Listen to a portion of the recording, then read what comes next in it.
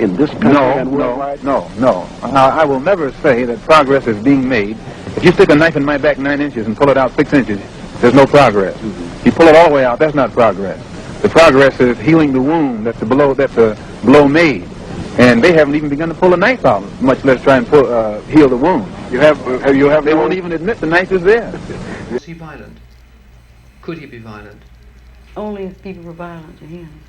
I can be violent also, and I imagine so can you. You see, that's the whole story of America. They take their violence and turn it back around on somebody else. I don't have to talk about American violence. You can look all over the world and see American soldiers everywhere fighting in other people's countries and killing them. So if I were running the country in America, I wouldn't open my mouth about violence. As many people as they've murdered in Vietnam in the past 10 years, and they're going to talk about violence.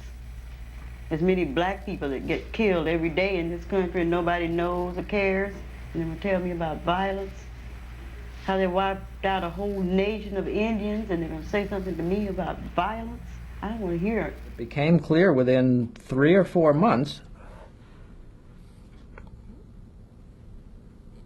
that my reasons for being in Vietnam were not clear. I mean, this notion of defending the people against these invaders from North Vietnam, the people hated me. The Vietnamese people hated me.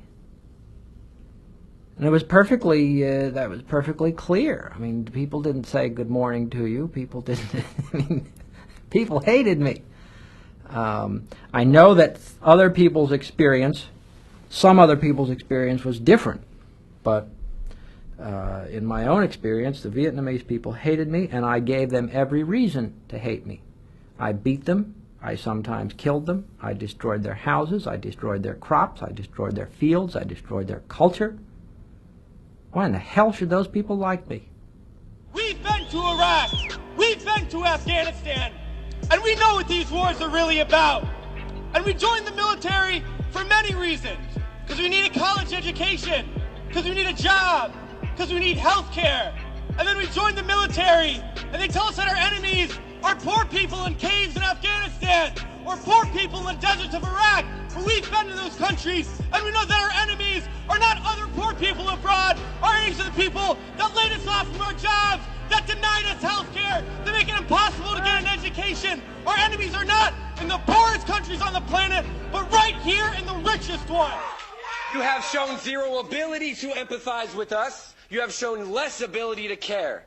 You are all terrible officials, in my opinion, worse people. To quote Dr. King, a riot is the language of the unheard, and you ain't fucking listening. The last person who spoke before the singer said Anne-Marie Schubert has no soul. To quote Stokely Carmichael, in order for peaceful protest to work, your overseer has to have a conscience. You don't have one. We always say in the Black Panther Party that they can do anything they want to us. We might not be back. I might be in jail. I might be anywhere. But when I leave, you can remember I said with the last words on my lips that I am a revolutionary. And you're going to have to keep on saying that. You're going to have to say that I am a proletarian. I am the people. I'm not the pig. You've got to make a distinction. And the people are going to have to attack the pigs. The people are going to have to stand up against the pigs. 세계에서 최고요. 아니 미국 같은 나라 보라고. 아까도 우리 이야기했잖아. 미국 집 앞 경찰 옆에서 사람 무서워서 경찰 옆을 다가가서 옆구리에다 먼저 손을 총 뽑아낼 판인데. 아니 자기 나라 인민이 미국 같은 거 자기 나라 사람이 설악에서 서지나 딱 총 발사해. 호수문에 손에 딱 총 있는 거에서 총 발사해서 죽여. 아니 어린 학생이 자기는 말을 듣지 않았다고 그것도 여학생인데 경찰이 어제 돼지 같은 경찰들이 서너 명이 달려서 두드려 패고 손을 뒤로 묶어가지고 그게 뭐 말라빠진 인권이에요. 그리고 다른 나라 사람들을 붙잡아다가나 테러분자라고 독재라고 말하잖아요. 프롤레타리아 독재라고 인민 독재라고. 당장한 게 바뀌잖아요. 헌법이 그렇게 그 사람들 법이 그렇게 됐다고 프롤레타리아 독재 국가예요. 프롤레타리아라는 게 우리 말하면 그저 무산자들이 독재라는 소리예요. 인민들이 뭐 지금 무슨 발전된 인민 독재라고 해도 되지.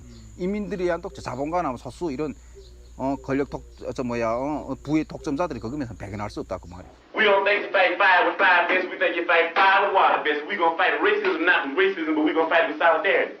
We said we're not gonna fight capitalism with black capitalism, but we going to fight it with socialism.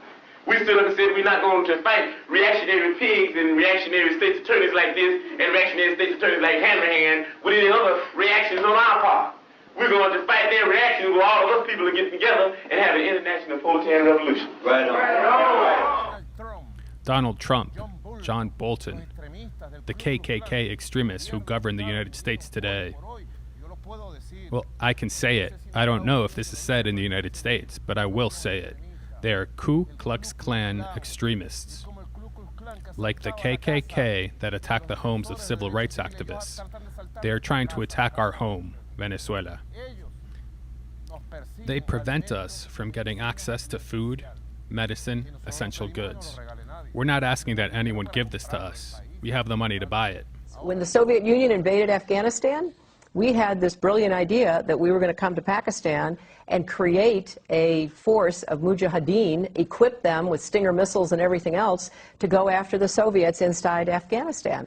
And we were successful. The Soviets left Afghanistan, and then we said, great, goodbye, leaving these trained people who were fanatical in Afghanistan and Pakistan, leaving them well armed, creating a mess, frankly, that at the time we didn't really recognize. We were just so happy to see the Soviet Union fall, and we thought, okay, fine, we're okay now. Everything's going to be so much better.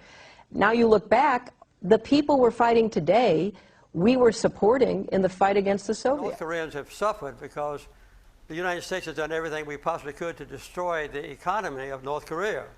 We've done everything we possibly could to boost the economy of South Korea. And then we condemn them because they are backward and because their people are starving. This is where it begins. This is when the United States says, okay, Venezuela, you're now on our list. We're going to come after you. And this is when Hugo Chavez decided that he was going to take back the oil operations for Venezuela and kick out the U.S. oil companies. So they have the largest oil reserves in the world. Venezuela does. It's an untapped resource. They are not the largest exporter of oil by any means. They're not even in the top 10, but they do have the largest known oil reserves. So Hugo Chavez, knowing this, kicks out the companies that are down there trying to take the oil from the Venezuelan people and instead turn the profits in the United States. The American empire sees two kinds of nations. Those that are vassals and satellites and follow U.S. programs, sometimes called allies or client states, and those that refuse to.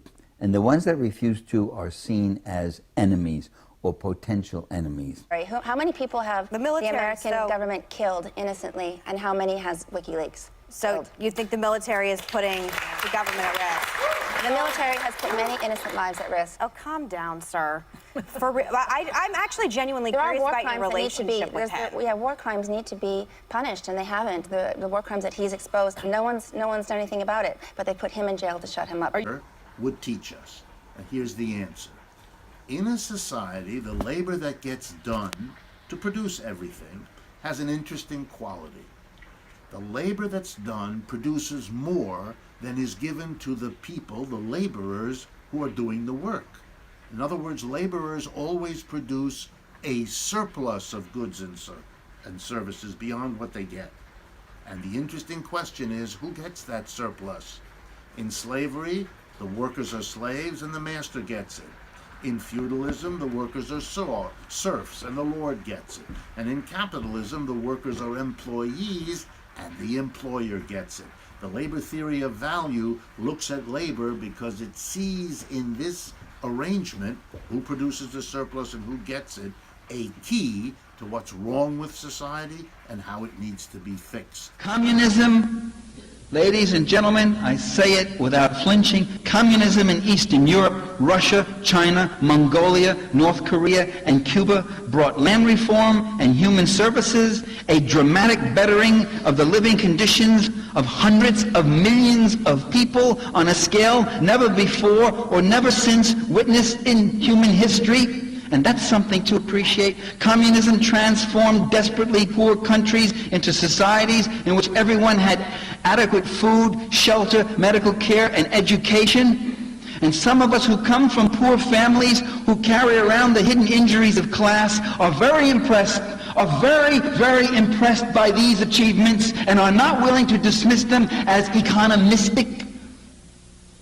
To say that socialism doesn't work is to overlook the fact that it did work, and it worked for hundreds of millions of people. But what about the democratic rights that they lost?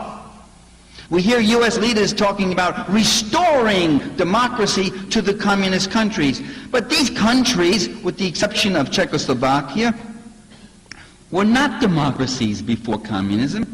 Russia was a czarist autocracy. Poland was a right-wing fascist dictatorship under Pilsudski with concentration camps of its own. Albania was an Italian fascist protectorate as early as 1927. Cuba was a U.S.-sponsored dictatorship under that butcher Batista. Lithuania, Hungary, Romania, and Bulgaria were outright fascist regimes, openly allied with Nazi Germany in World War II. So what democracy are we talking about restoring? The socialist countries did not take away any rights that didn't exist there in the first place. Well, communist techniques are very well known. Just the things we just said. They go into the village. They do land reform. They try to bring clean drinking water. They pay for the food they take. They try to help the people organize themselves. That's what they do. But if we did those things, we not only would have stolen their program, we would have become them. Because that's what they were doing. That's the thing we're fighting to prevent. Not we. That's what our government and our ruling class is fighting to prevent. That's why we always go in on the wrong side, because the wrong side is the right side for the class interests of this administration and every other administration that's occupied the White House. You have to understand that people have to pay the price for peace. If you dare to struggle, you dare to win. If you dare not to struggle, then goddamn it, you don't deserve to win. Let me say peace to you if you're willing to fight for it. Let me say it in the spirit of liberation. I've been gone for a little while. At least my body's been gone. You ain't got to repeat after me. At least my body's been gone for a little while. But I'm back now, and I believe that I'm back to stay. I believe that I'm going to do my job, and I believe that I was born not to die in a car wreck. I don't believe I'm going to die in a car wreck. I don't believe I'm going to die from slipping on a piece of ice. I don't believe I'm going to die because I got a bad heart. I don't believe I'm going to die because of lung cancer. I believe that I'm going to be able to die in the things that I was born for. I believe that I'm going to be able to die high off the people. I believe that I will be able to die as a revolutionary in the international revolutionary proletarian struggle. And I hope that each one of you will be able to die in the international proletarian revolutionary struggle, even be able to live in it. And I think that struggle is going to come. Why don't you live for the people? Why don't you struggle for the people? Why don't you die for the people?